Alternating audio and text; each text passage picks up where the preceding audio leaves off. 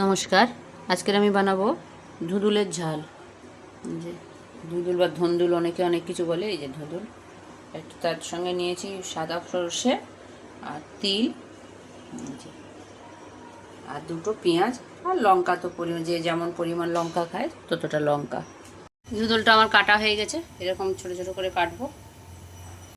সর্ষে আর তিল কাঁচা লঙ্কা দিয়ে আমি বেটে নিয়েছি। এবার আমি রান্নায় চলে যাব। আর এদিকে ডাল বেটে আমি একটু বড়া করে নিয়েছি, মুসুর ডাল বেটে বড়া করে নিয়েছি। আর লাগবে একটু পেঁয়াজ কোচানো আর একটু রসুন বাটা। গ্যাসে আমি কড়াইতে বসিয়ে দিয়েছি। দিয়ে দেবো একটু তেল, কালো জিরে দিয়ে দিলাম,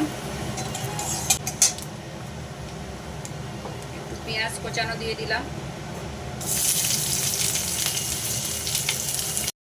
রসুন দিয়ে দিলাম, রসুন বাটা। এই যে আদা বাটা দিয়ে দিলাম, একটু হলুদ গুঁড়ি দিয়ে দিলাম কারণ খুব লাফাচ্ছে মশলাটা।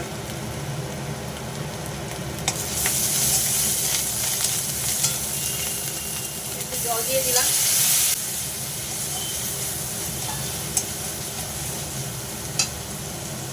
ভেজে রাখা বড়াগুলো দিয়ে দিলাম।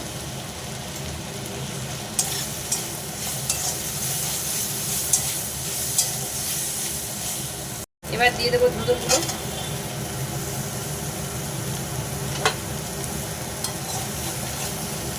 ধুঁদুলগুলো দিয়ে একটু ভালো করে নেড়ে চেড়ে নেব। এবার দেবো একটু হলুদ, অল্প করে হলুদ গুঁড়ো, যেহেতু আগে একটু দেওয়া আছে, অল্প একটু হলুদ গুঁড়ো দিয়ে দিলাম। একটু লবণ দেব কারণ কষানো হয়ে এসছে প্রায়, আর একটু কষবো।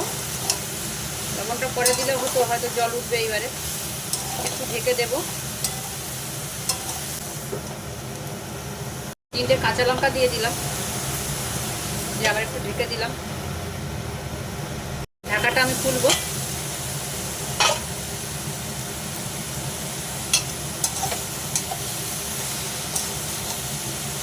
বেশ সুন্দর কষানো হয়ে এসছে।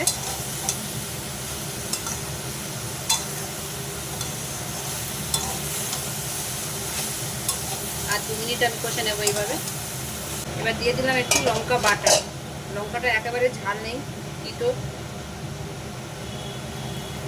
গ্যাসের ফ্লেমটা বাড়িয়ে দিলাম। এবারে এগুলি জল দিয়ে দেবো, জলটা দিয়ে দিলাম। অল্প জল দেব কারণ ধুঁদুল থেকে প্রচুর জল উঠবে। ঢেকে দিলাম, জল দিয়ে আমি ঢেকে দিলাম। গ্যাসের ফ্লেমটা বাড়ানোই আছে, ফুটতে থাকুক। ততক্ষণ মশলাটা সব গুছিয়ে গাছিয়ে নিই। বলে আমি দেখবো একটু তরকারিটা হয়ে এসছে।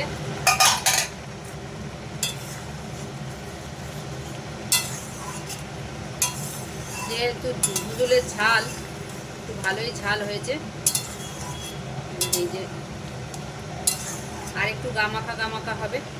বড়াগুলো সিদ্ধ হয়ে এসছে, এই যে বড়াগুলো সিদ্ধ হয়ে গেছে। আর একটু হোক, তারপর আমি মশলাটা দেব।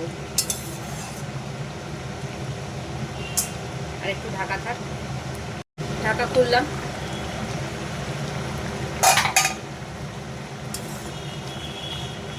এবার আমি তিল আর সাদা সর্ষে বাটাটা দিয়ে দেবো।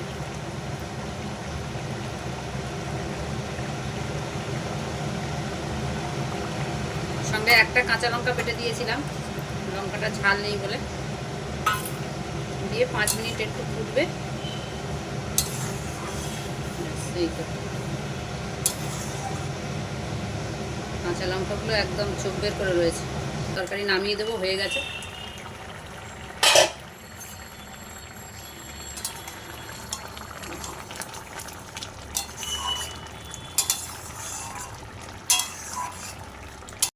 ধুঁদুলের ঝাল আমার রেডি। এই যে নামিয়ে দিয়েছি। একটু রস রস নামালাম, তার কারণ হলো কি ওই বড়াগুলো আরও রস টানবে। করে খেয়ে দেখো সবাই। কেমন লাগে ধুদুলের ঝাল। এটা অনেকে চিংড়ি মাছ দিয়েও করতে পারে, চিংড়ি মাছ দিলে আরও ভালো লাগবে। আমি চিংড়ি মাছ ছাড়াই একটু এই ডাল বড়া দিয়ে করলাম।